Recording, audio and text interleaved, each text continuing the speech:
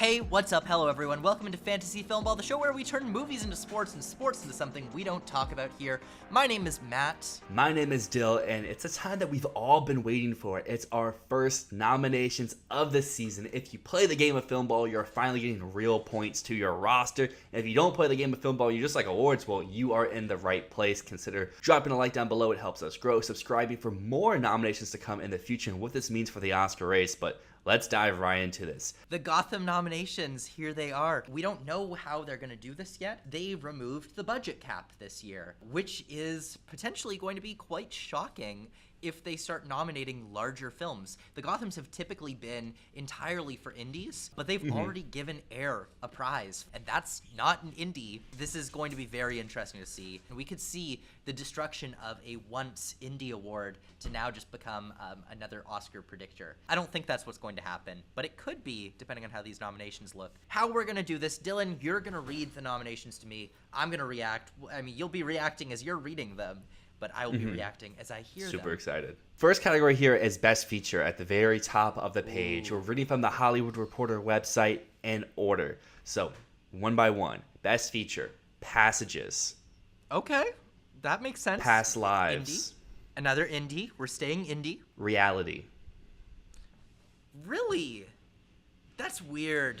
That's a bad pick. Showing Up is number Showing 4. Up. Cool. 1001. And those are your 5.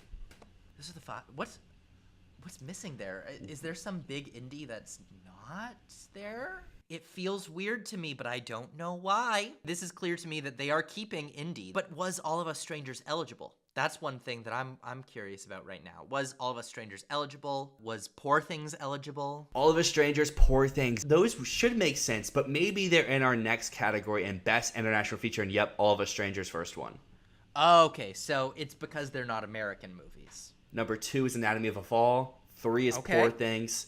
4 Things? is Totem. And Huh. 5 is The Zone of Interest.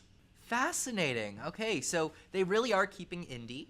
I like this category much more than the American category. I do too. I mean, I'm surprised that like Poor Things would and All of Us Strangers are international, while something like Past Lives is in just feature. No, it's because it's talking about the country of origin.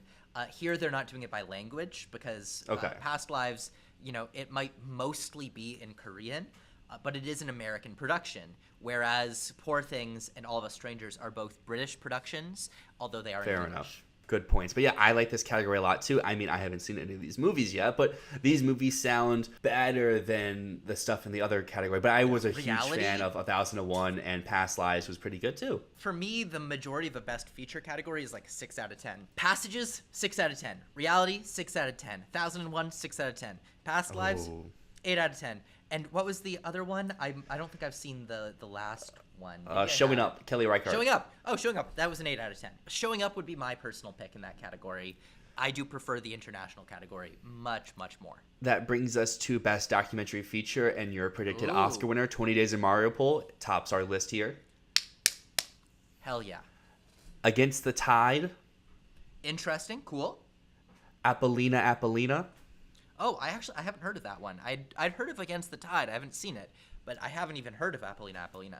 It's from Danish Documentary Production. And then number 4 is Four Daughters, and it closes out with Our Body. Hell yeah. Oh, very cool. Our Body is apparently an excellent 3-hour documentary, so I'm totally cool with that being here. I've heard amazing things. It's got some of the best reviews of the year. And Four Daughters, after it missed the Critics' Choice Documentary Awards, this is really good for it to have.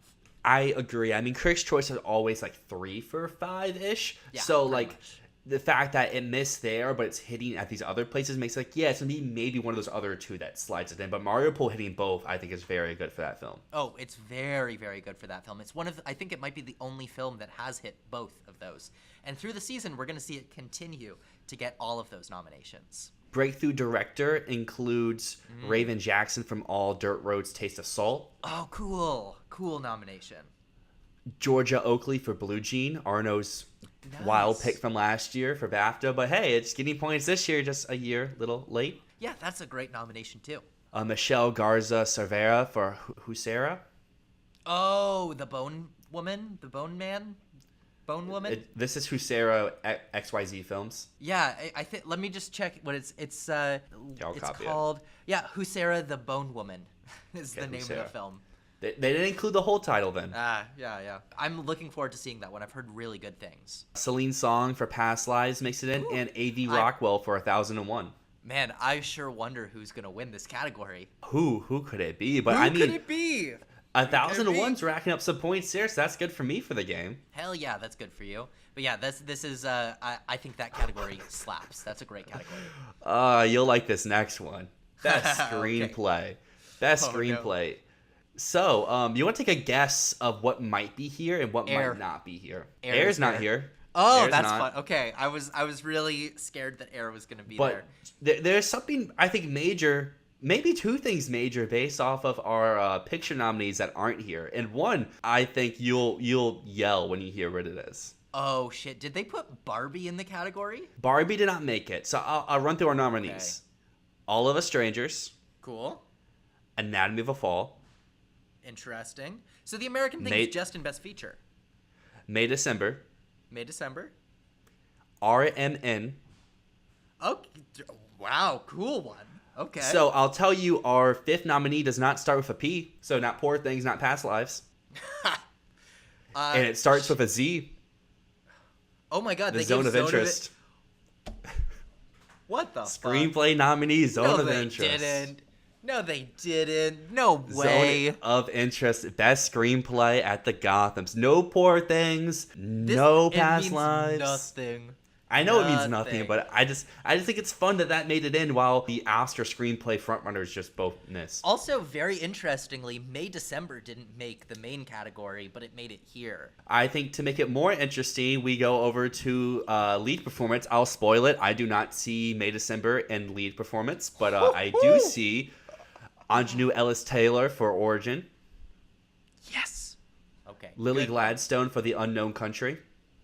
Okay. Yeah. So they're not breaking too far and going killers, but that's cool. Unknown Country. Greta Lee for Past Lives. Shocker. Yeah, I mean, it missed screenplay, so who knows what Past Lives may hit the rest of the way. Franz Rokowski for Passages. Okay. Yeah. He's good in the film. Bebita Sadeo for Our Father the Devil. I thought that was nominated last year, or was that an Indie Spirits thing? Who knows, but it's here. That's weird. That's weird. Eligibility is weird. Okay, can Then I we ask you a have- question? Is Sydney Sweeney Yes. there for Reality? No. They gave it Best Feature, but they didn't give it... Is Teyana Taylor here? She is, yep. Okay, cool. Then I'll let So- you continue. Andrew Scott is also here for All of Us Strangers. Yep. Kaylee Spaney for Priscilla. Okay. Tiana Taylor for 1001. Michelle Williams for Showing Up. And our final nominee, Jeffrey Wright for American Fiction. Oh, shit. Well, that missed screenplay. Picture then. and screenplay. You know what missed Best Lead Performance?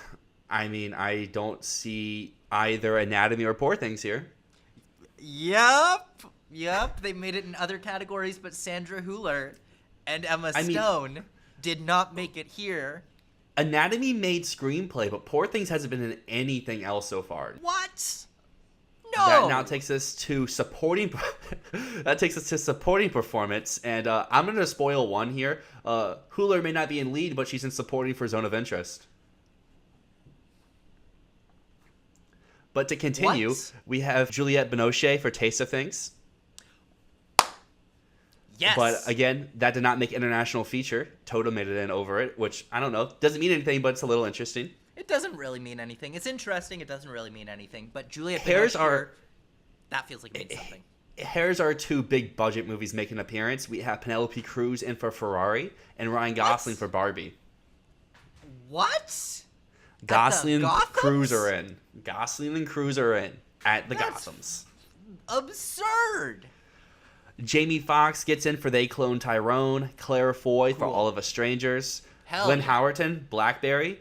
Hell yeah. Okay. Rachel McAdams, Are You There, God? It's Me, Margaret. And Charles nice. Melton, May December. And Divine Joy Randolph, The Holdover. So Melton in, Randolph in. Julianne Moore, not there for May December. Also, neither the the women made holdovers it. showing up finally means Paul Giamatti didn't get in, means is Jeffrey Wright stronger than Paul Giamatti? And He did. no It's holdovers just in so weird. screenplay or picture. Yeah.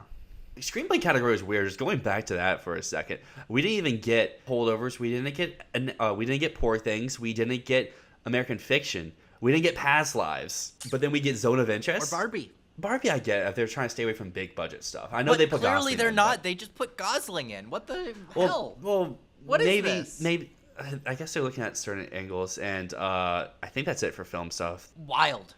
That's all I'm going to say. I don't understand the methodology around it. I don't understand who's voting or why or what or how the Zone of Interest got so many nominations. It's so weird to be like, Zone of Interest gets screenplay and supporting actress. Does Sandra Hüller get actress? No. What?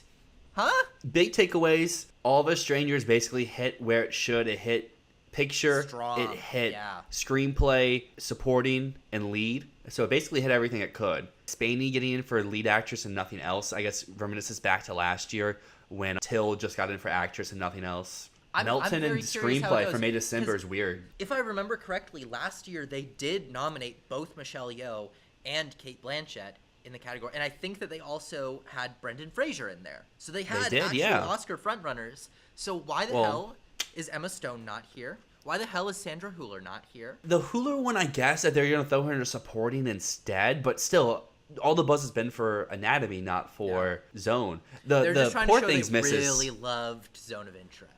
Yeah, the Poor Things misses are interesting because if you're going to put an international feature, then I would feel at least screenplay, and you have 10 slots in lead performance, so you feel like Emma Stone could make some spot. Their nominations don't make sense. It's like they did every single category in a vacuum without thinking of any of the other categories. I just don't know what to say about these awards.